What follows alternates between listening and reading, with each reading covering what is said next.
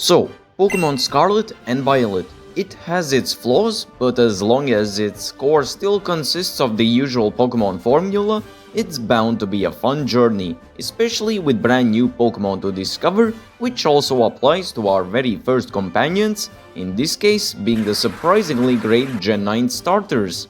But what if we got them in a much earlier generation, specifically with speculation about the next remake? What if the Paldean starters were in Generation 5?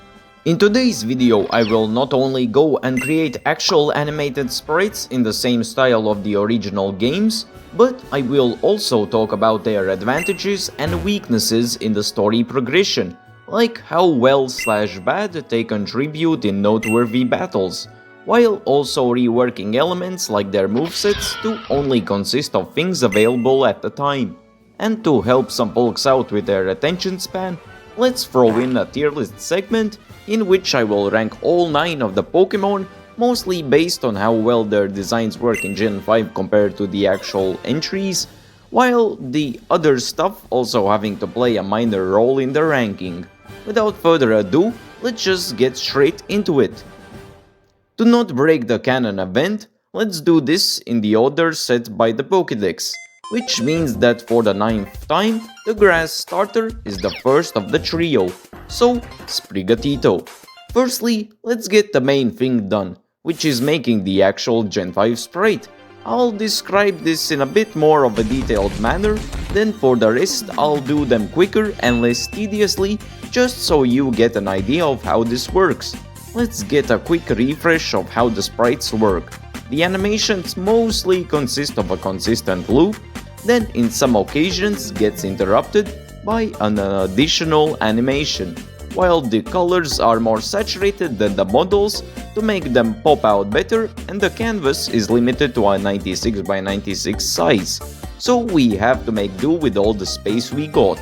Now that we got a basic understanding of how they work, I gather some images of Spigatito to create a starting outline, then later adjust its proportions to fit better in the Gen 5 style.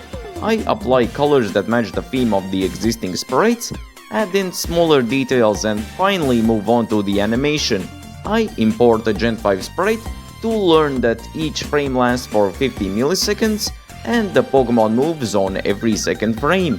With this knowledge, I spend a good while following this concept to a T and create a nice loop. Then end off the animating phase with a loop breaker that is Spigatito acting like the cute little weed cat it is.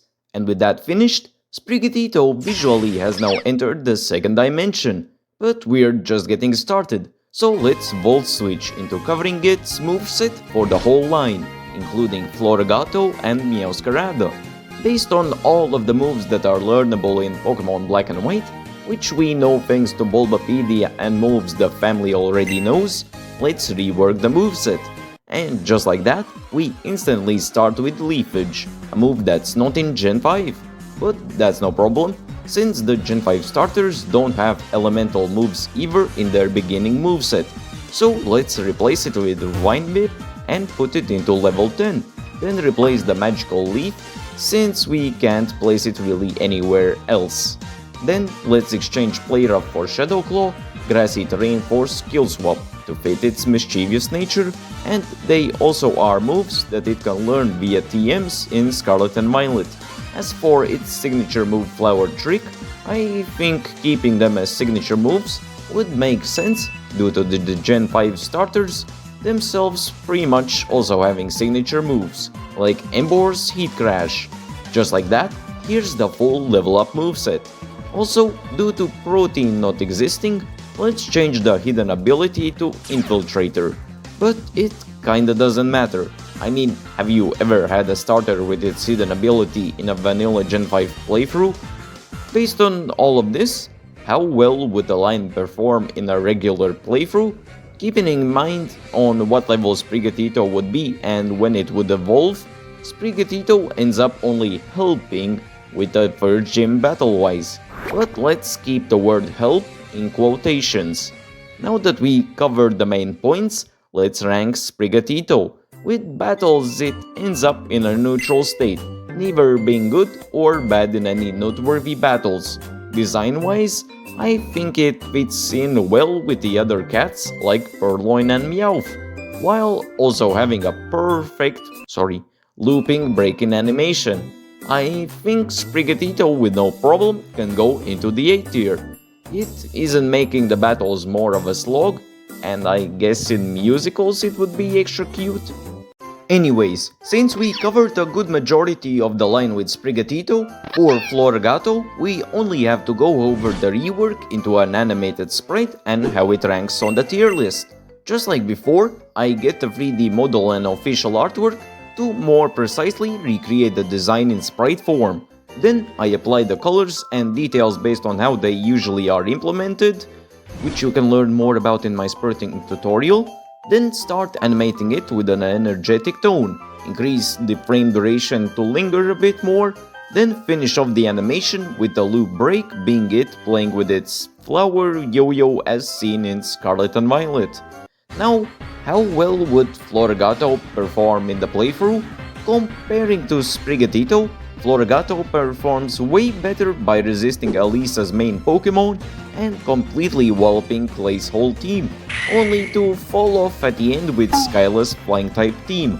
Not so bad, especially knowing how bad it gets later on. And finally, let's rank Floragato. It fares mostly pretty well in combat, while nonchalantly pulling some sick yo-yo tricks on the battlefield. If it wouldn't fall off to the side with Skyla's gym, Floragato easily would be an S tier. But for now, it's middle of A tier. Now, let's see how our dear Persona fan Meowscarada closes off the line by starting with the design. With a weird mashup of the 3D model and the artwork, I create a base from which I create a sketch for the sprite. Then slowly fill in the details and get to coloring it in as well. I create two layers that consists of the Meowscarada on one, then its cape thing on the other, so I don't have to constantly fix the sprite when moving the other part. Multiple frames later, I morph our dear Anthro cat into a brand new Gen 5 sprite. Well, can't forget about the little floaty grass thing it has too. Onto more intriguing ventures, let's revisit the playthrough segment and look a bit more into Meowscarada's unlucky matchups. First it gets turned into a slushie by Bryson, then due to not having fairy types and therefore no play rough, Drayden ends up being impenetrable by our starter. But moving on to the Elite Four, we catch a small break with mostly beating Chantal, but her main Chandelure can be still a major threat. Grimsley threatens Meowscarada greatly with Scrafty, but can do some damage against Liepard and Crocodile. Caitlyn is another almost complete piece of cake, but Sigilyph may be a pain in the cheeks. Still way better than the beatdown by Marshall. And finally, except for the ×4 advantage against Caracosta, and completely can destroy Meowscarada, while Getsis is a bit easier with mons like Cofagrigus, Seismitoad, and no Pokemon with a clear advantage. With the landslide totally not in Meowscarada's favor, and in my opinion having pretty good animations in the 3D entries already in Gen 9, I feel like putting it in low C or even high D tier is okay. No clear sweeps hurt it badly, and the animations in Scarlet and Violet are decent, but the sprite still could work. With our first line done, let's continue in the order set by the decks with Coco. Now, luckily for you, I have created this line multiple months ago already in the sprite form, so let's just cut to the results. But on the other hand, they might rank lower in the design category due to being made when I had less experience, which I think is pretty noticeable. Looking at the moveset, most of the work is already done by the moves used. Let's remove Ember from the start and replace it with Round. Keep the signature move and boom! We've already done with the level up moves. Hidden ability can stay as unaware since it was introduced in Generation 4. Now, time for a playthrough. Just like with Spigatito, Coco helps? Well, for this stage of the story, it has a pretty good defense, which is 59. Let's blissfully ignore the Panpour though. As for the ranking, in the gym battle it can be a good opener, but still Panpour can cause havoc with its water gun. On the other hand, the design, even being made with less experience, looks somewhat good as a 2D version of the Lil Chopper. With all of that in mind, Coco goes above Spigatito in B tier. So, who's ready for Crocolore? Well, pretty silly question actually, since we already can see how the sprite will look. As for the moves, alright, those are done. Let's just go and take a look at the main battles. With a good defense stat of 78 and Yawn being available, Lenora could be only a slight struggle. Make some crispy snacks out of Berg's bugs, make no big difference in Elise's battle, only to hit its first roadblock with Clay's ground types. After that, except for Swanna, Skyla can be manageable, but after that, the adventure continues with Skeledirge, so let's end here for now. But the main question is, how does it fit in the tier list? With a mostly great effort in the battle department and a sprite that works well enough, I would say that Crocolore goes in the lower A tier.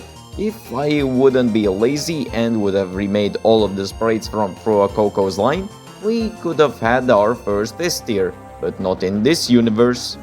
As quickly as we started, we already are closing off the fire types with Skeledirge. Of course, nothing is different compared to the first two from the line, so let's take a peek at its Gen 5 sprite, which surprisingly still holds up. Moves and ability is the same, so let's take a look at the battles. Starting off strong with a clear win with Cooling Off Bryson, possibly manage with Ghost and Normal type moves against Drayden or Iris, go in with a double-edged advantage against Chantal, experience our first beatdown, which at fault is Grimsley, have a ghostly good time versus Caitlyn, and pass through Marshall. But after some straight W's, 4 of End's Pokemon claps Skeledirge. As for Ghetsis, Skeledirge would possibly have a good shot against half of Ghetsis' team. As a bonus, Skeledirge would also have a good shot at sweeping Alder, so I guess there's that. Let's close off the Loco Croco segment by putting it into the tier list. Seeing that the sprite surprisingly works great, does surprisingly well in major battles, while having its signature move that in the correct conditions would help easily beating even the toughest battles, I would say we easily have our first S tier starter. I mean, how can you not agree? Now for the final family of starters, let's start with Quaxley. Lucky for you, or not, we finally can dive a bit deeper again into the creation of the Gen 5 sprite. I find the best size to rescale the reference to make it in a size similar to the starters, use more saturated tones of the existing colors for the design, only to recolor the body to pure white later. Later in the animation process, I mimic the usual frame speed and amount of change every second frame. Also, of course, in the end I create an extra animation where Quaxley brushes its hair, since, well, it's kind of Quaxley's whole personality. Let's move on to the moveset. Move up once again Water Gun to level 7 and replace Work Up, since you received the TM very early anyways. Aqua Cutter could be replaced by Slash, then Liquidation can be to Waterfall. There are Pokemon that learn HMs by level up like Salamence with Fly, so it wouldn't be too out of place. Signature move of course stays, and lastly, Wave Crash could be Aqua Tail. As for the hidden ability, Moxie can stay as is. What about the battles though? Once again, Quaxley is useful in just the first gym, before evolving, and also has a type disadvantage. But Quaxley actually has a little trick up his sleeve, which is called Wing Attack. Although it's not stab, it comes from a 65 base attack stat that's super effective against a Mon 48 defense. Just to have a bit more fun with this, let's check the showdown damage calculator. Putting them on the same level and just putting the same IVs just as an example, if Quaxley would outspeed Pansage, then it has a very high chance to two-shot a monkey. So, all in all, Quaxley definitely fares the best against the first gym. Now seeing how great the sprite turned out and how good of a chance Quaxley has actually performing well in the gym compared to the other two, I see no reason as to why we shouldn't place Quaxley in the S tier. Good job, little guy. Next up, everyone's favorite middle evolution, Quackswell. So nothing really noteworthy or differentiating in the creating process for Quackswell redesign into a sprite, except pulling a recycling tactic and smartly reusing made frames, and a tad of fixing up later, I create a nice loop break. Then of course I can't help myself and still end up doing more than necessary, only to make the sprite for almost 2 hours yet again.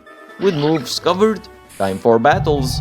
With priority, a good attack stat of 85 and fighting type coverage, Lenora has a good chance of being easy, or can be also done very easily if you play it right. But our first real problem is Elisa with a speedy electric trio. But now back to success, Clay most likely could be the easiest battle. Then the last for Quackswell, Skyla has no real affecting outcome. So how does this translate to the tier list? I never thought I would say this, but Quackswell actually kind of makes sense for me to put into S tier. A majority of battles can be no problem. Sprite? Self-explanatory. Well, at least finally Quackswell got the chance to be in someone's S tier. Enjoy it while you can. Finally, to close off all of this, it's time for Quackwavel. I get a reference, create a rough prototype, reform it into a better shape and fill in the colors. Work on the details, create a separate layer for the droplet things, start working on the animations, and create a basic vague dancing-like movements. A good balance of simplicity and showcase of its personality. As for the loop breaker, it just plays more into it as a sort of an extender. For the final time, let's look at how well Quackwavel performs on the field. First, we start off strong with a nice icebreaker with Bryson, have a not so hot of a time with Drayden/Iris, then head towards the Elite Four. Chantal invalidates our secondary type, then we completely get walled by Jellicent, which would most likely take us out with an energy ball before we take it out with flying type moves, although we would have a much better time against the last two. Back to more success, Grimsley gets pummeled by some duck fists, but get whiplash by a whipping from Caitlyn's psychics. After that, Marshall would probably end up outliving Quackwavel, even taking into consideration that it has flying type moves and getting speed from its signature move. Maybe a setup with Feather Dance and somehow having Moxie would work. Lastly, if we somehow would get through Zekrom, every other mon except maybe Archeops would be a breeze. But I doubt that due to the previously mentioned Zekrom. As for Ghetsis, Electros would cause some struggle, but comparing to N's team, he would definitely be easier for us to take down. Taking all of this into consideration, where do we rank it? Well, even though it pretty much completely washes the gyms, the end of the Elite Four and getting smacked hard by Zekrom does make it more difficult in the endgame. So with this and a look at the sprite, I would say, compared to Quackswell, takes a hard fall to the top of B tier, but literally having a better chance in any of the battles easily would move it into the A tier. And just like that, we have gone over the majority of important things relating to how the Pokemon would be if they were in the highly regarded Gen 5 games instead. Seeing Meowscarada performing the worst and Quackswell doing the best, based on their segments, was not what I expected to see in the end, but it was a fun experimenting and thinking process about the possibilities. Heck, maybe someday I could actually put them into Pokemon Black and White. Anywho, let me know if you enjoyed this type of the video in the comments, what similar should I do, and yeah, thank you for watching till the end, stay tuned for more.